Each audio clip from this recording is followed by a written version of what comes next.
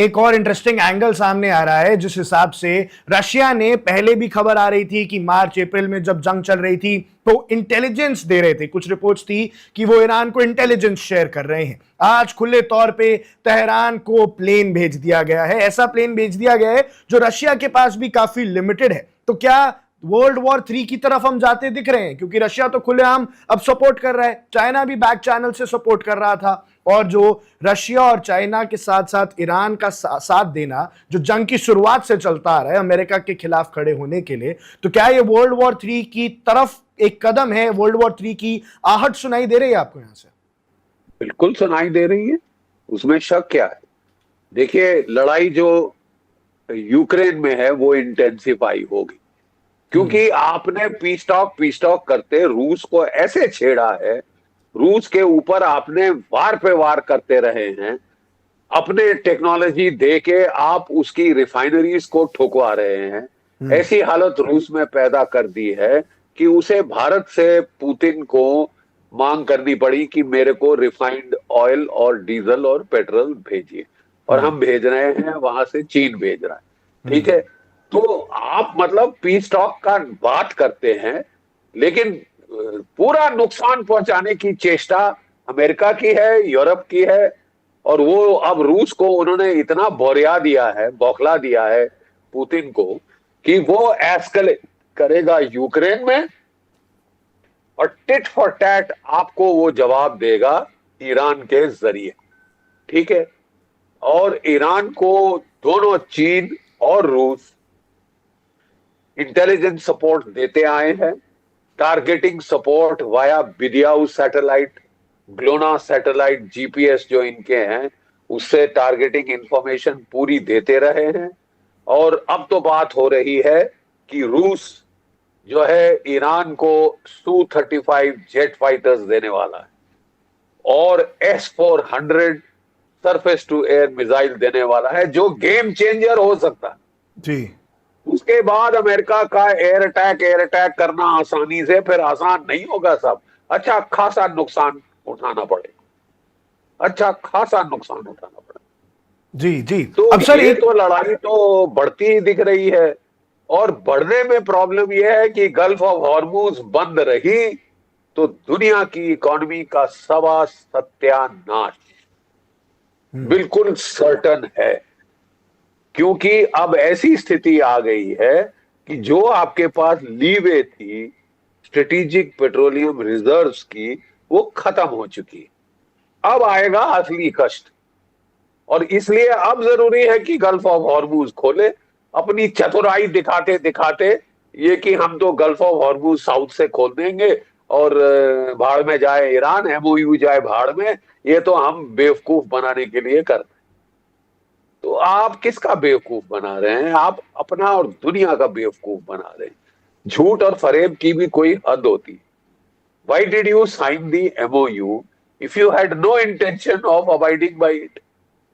इतना बड़ा बड़ा काले अक्षरों में साइन क्यों किया आपने, जबकि डे वन से आप उसको तोड़ने पे आमादा थे? हमने तो बेवकूफ बनाया, स्टॉक मार्केट्स को कंट्रोल करना था, वहां पैसे भी कमा रहे हैं कि मैं प्ले करूंगा स्टॉक मार्केट्स, प्ले करूंगा प्राइस ऑफ ऑयल, तो फिर ये साहब खेल बड़ा महंगा पड़ जाएगा दुनिया को।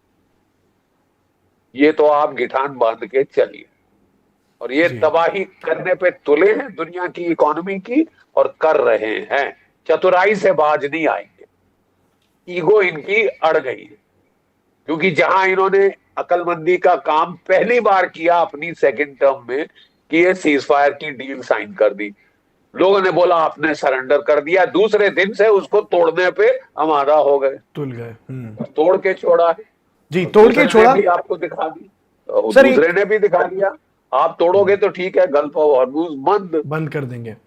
सर, अब हमने अमेरिका के पर्सपेक्टिव से तो समझ लिया कि जो डोनाल्ड ट्रंप ने किया वो सरासर बेवकूफी थी, पूरी दुनिया को अब फिर से ऑयल क्राइसिस की तरफ धकेल दिया।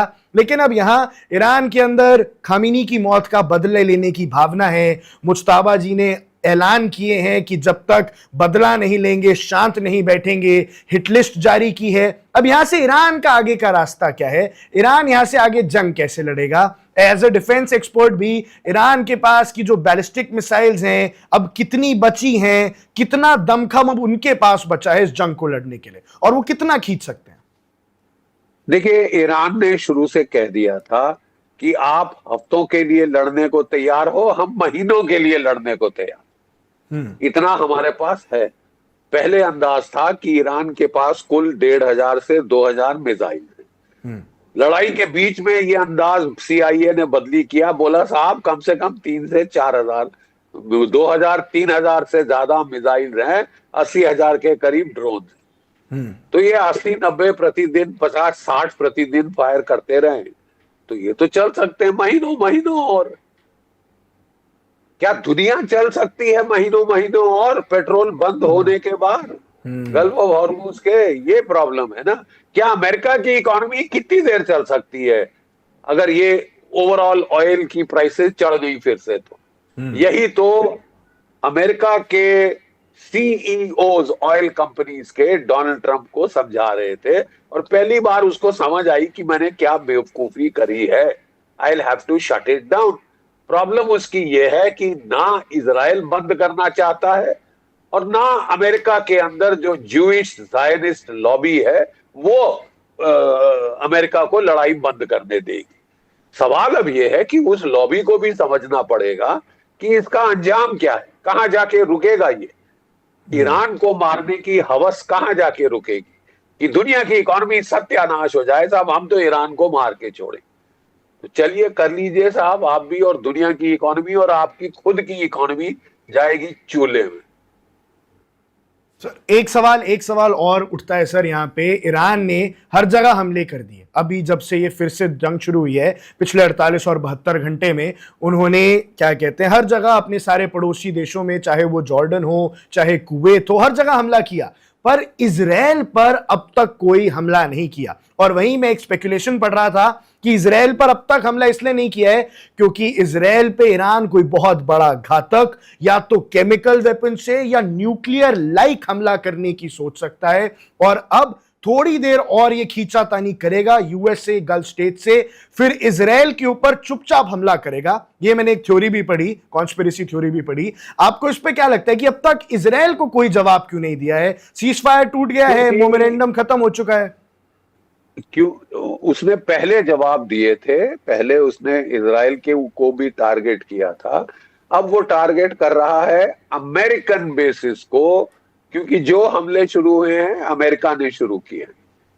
इजराइल ईरान के ऊपर जो डायरेक्ट अटैक शुरू हुए हैं वो अमेरिका ने शुरू किए, इसलिए कुवैत में, इराक में जो भी अमेरिकन बेसिस, जॉर्डन में, उसने अच्छी तरह से उनको पलटवार किया है। Subscribe to One India and never miss an update. Download the One India app now.